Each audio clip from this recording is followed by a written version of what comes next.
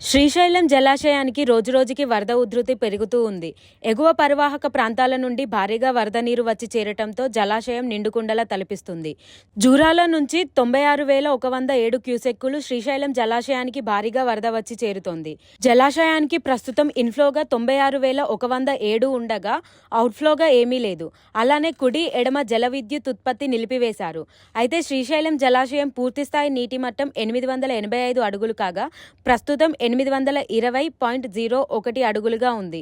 అలానే జలాశయం పూర్తిస్థాయి నీటి నిల్వ సామర్థ్యం 215 టీఎంసీలు కాగా ప్రస్తుతం 40.8170 టీఎంసీలుగా ఉంది. ఈ వరద ప్రవాహం ఇదే విధంగా ఉంటే మరికొద్ది రోజుల్లో శ్రీశైలం జలాశయం క్రస్ట్ గేట్లు ఎత్తి దిగువనున్న నాగార్జున సాగర్కు నీటి విడుదల చేసే యోచనలో అధికారులు ఉన్నారు.